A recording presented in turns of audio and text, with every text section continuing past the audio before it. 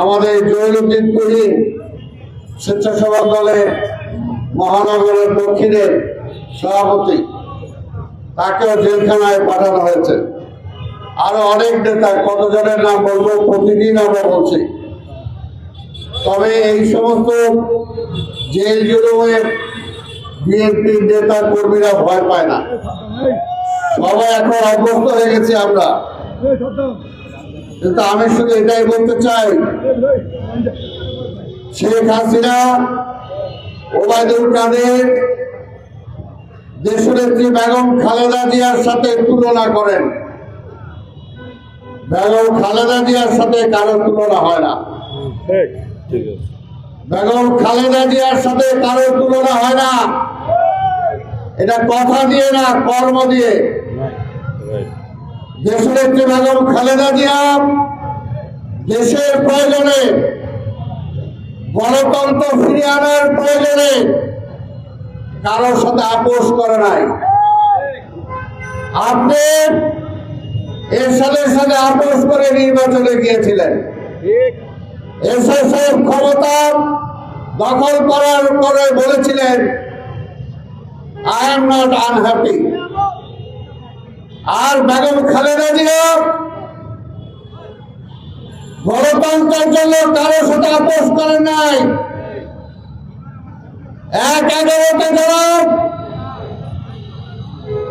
আর্মির ব্যাকবাই গভর্নমেন্ট হয়েছিল, সেই সময় যদি তিনি আপোষ করতেন, তাহলে আপনি না বেগম খালেদা জিয়া প্রধানমন্ত্রী হইতে পারত।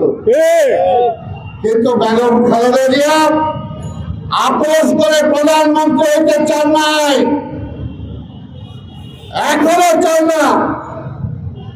আর পাশাপাশি আপোষহীন নেত্রী বেগম খালেদা জিয়া কিন্তু দেশের প্রয়োজনে, গণতন্ত্রের প্রয়োজনে তিনি কিন্তু আপোষ করেছিলেন। কোথায় আপোষ করেছিলেন? 96-তে জনগণের ভোটে নির্বাচিত প্রধানমন্ত্রী হওয়ার পরে গণতন্ত্রের স্বার্থে, দেশের স্বার্থে তিনি প্রধানমন্ত্রিত্ব পর্যন্ত ছেড়ে দিয়েছিলেন। কার সাথে তুলনা করেন? তুলনা যদি করতে চান, আজকেই ঘোষণা দেন। আজকে তো আছেন অন্য জায়গায়, আগামীকাল আইসাই ঘোষণা দেন যে আপনি রিজাইন করবেন। বেগম খালেদা জিয়ারে ছাড়েন, আলাপ আলোচনা করে তারপরে দেখেন দেশের অর্ধেক সমস্যার সমাধান হয়ে যাবে আপনি পদত্যাগ করার সাথে সাথে। তারপরে তত্ত্বাবধায়ক সরকার আসলে নির্বাচন হবে। আপনি তো সিন্ডিকেট করে ক্ষমতায় আসছেন, কাজে ব্যবসায়ীদের সিন্ডিকেটও ভাঙতে পারেন না। চোর, লুটেরা, বাটপার, প্রশাসনের সিন্ডিকেট যারা, তাদেরকেও ধরতে পারেন না। তাই আপনি বিদায় নিলে তত্ত্বাবধায়ক সরকার আসলে নির্বাচিত সরকার সকল লুটেরাদেরকে গ্রেফতার করবে। আপনি পারবেন না, আপনি পারবেন না। কারণ আপনি তো তাদের, আপনি বলেন এক কথা, করেন আরেক কথা। আপনি সিন্ডিকেট খুঁজে পান না, সিন্ডিকেট খুঁজে পান না। লুটেরাদের অবস্থা আজকে সারা দেশ আজকে লুইটা পিটা খাইতেছে। বাংলাদেশ ব্যাংকের সাংবাদিকদের যেতে দেন না।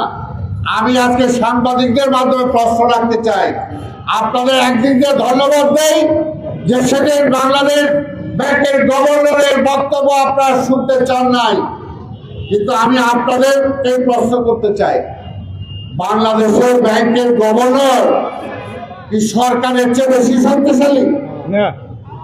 কাজেই এইখানে হাসিনা যে নির্দেশ দেয়, সেই নির্দেশ অনুযায়ী এই ব্যাংকের লোক পালন করে। সহমত বন্ধুরা, আমি আরেকটা অধিক বলেছি, আজকে আবার বলতে চাই। অর্থমন্ত্রী বলছে 6 মাসের মধ্যে তিনি কি করবেন? মূল্যস্ফীতি কমায় আনবেন। জনগণের চাহিদা অনুযায়ী জিনিসপত্র জনগণ পাবে। আজকে আপনাদের মাধ্যমে প্রশ্ন করতে চাই, দল তো বলে আগামীকালকেই ছাড়ে, আমি বললাম 6 মাসের মধ্যে যদি না পারেন তাহলে শেখ হাসিনাকে পদত্যাগ করতে হবে। আজকে এখানে যুবক ভাইরা আছেন, সাবেক ছাত্র নেতারা, বেকারদের কর্মসংস্থানের কোন নির্দেশনাকে বাজেটে আছে? নাই। নতুন ইন্ডাস্ট্রি হওয়ার কোনো সুযোগও নাই, কারণ ব্যাংকের টাকা সব সরকারি লয়ে যায়, আর নতুন ব্যবসায়ীরা প্রত্যেকে সেই টাকা পাবে।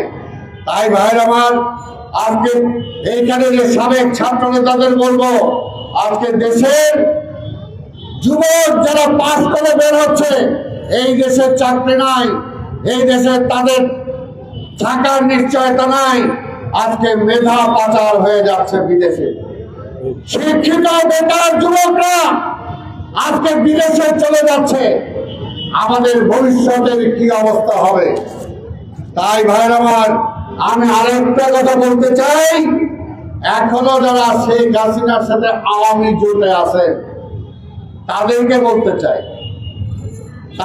বলতে চাই, হাসানুল্লাহ কিনু সাহেব আমাদের ইত্তেফাকের, আনোয়ার হোসেন মঞ্জু সাহেব এবং আমাদের বিএনপির অন্যতম প্রতিষ্ঠাতা ছিলেন বি চৌধুরী সাহেবের ছেলে মাহিবি চৌধুরী, নৌকা নিয়ে গেছিলেন, কিন্তু শেখ হাসিনা তার পেয়ারের লোক লতিফ সিদ্দিকীকে কিন্তু ঠিকই বাঁচাইছে। লতিফ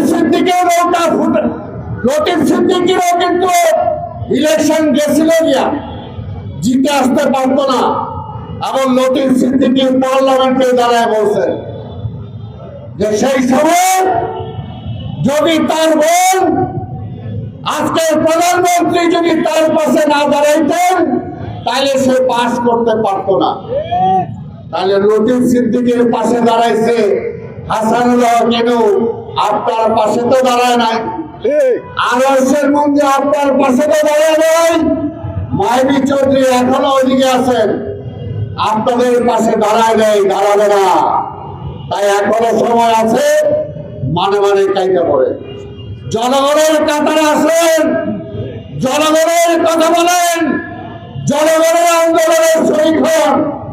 এই দেশে আবার গণতন্ত্র ফিরিয়ে আনার জন্য আমাদের নেতা দেশনায়ক তারেক রহমানের নেতৃত্বে আজকে যে আন্দোলন শুরু হয়েছে, আসুন এই আন্দোলন দল মত নির্বিশেষে সবাই ঐক্যবদ্ধ হয়ে আমরা বেগম খালেদা জিয়াকে মুক্ত করি, গণতন্ত্রকে ফিরে আনি, মানুষের ভোটের অধিকার ফিরে আনি, তাহলে এই দেশের সমস্যার সমাধান হবে। এর আগে কোনো সমস্যার সমাধান হবে না। আপনাদের সবাইকে ধন্যবাদ। খোদা হাফেজ। বাংলাদেশ জিন্দাবাদ।